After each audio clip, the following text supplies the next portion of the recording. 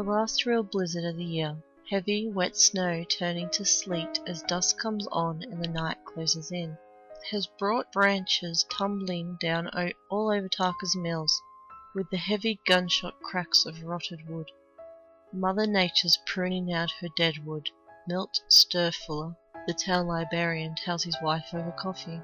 He is a thin man with a narrow head and pale blue eyes, and he has kept his pretty, silent wife in a bondage of terror for 12 years now. There are few who suspect the truth. Constable Neely's wife Joan is one, but the town can be a dark place, and no one knows for sure but them. The town keeps its secrets. Milt likes his phrase so well that he says it again. Yep, Mother Nature is pruning her deadwood. And then the lights go out, and Donna Lee Strongfuller utters a gasping little scream. She also spills her coffee. You clean that up, her husband says coldly. You clean that up right now. Yes, honey. Okay. In the dark, she fumbles for a dish towel with which to clean up the spilled coffee, and barks her shin on a footstool. She cries out. In the dark, her husband laughs heartily. He finds his wife's pain more amusing than anything, except maybe the jokes they have in the Reader's Digest.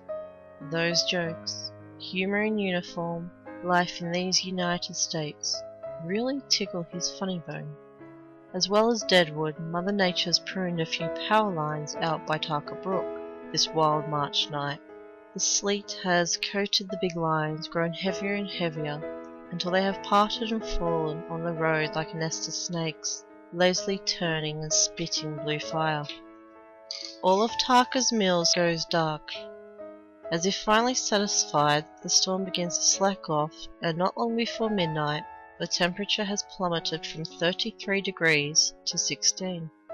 Slush freezes solid in weird sculptures. Old Man Haig's hayfield, locally known as 40 Acre Field, takes on a cracked glazed look. The houses remain dark, oil furnaces tick and cool. No linesman is yet able to get up the skating rink roads. The clouds pull apart, a full moon slips in and out between the remnants. The ice-coating Main Street glows like dead bone. In the night, something begins to howl. Later, no one will be able to say where the sound came from.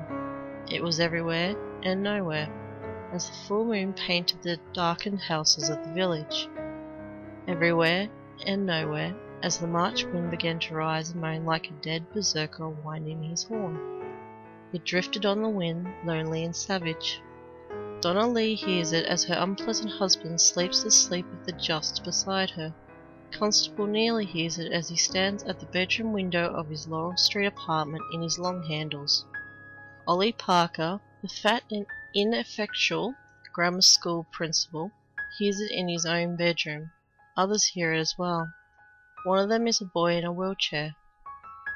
No one sees it, and no one knows the name of the drifter the linesman found the next morning when he finally got out to Tarka Brook to repair the down cables. The drifter was coated with ice, head cocked back in a silent scream, ragged old coat and shirt beneath chewed open.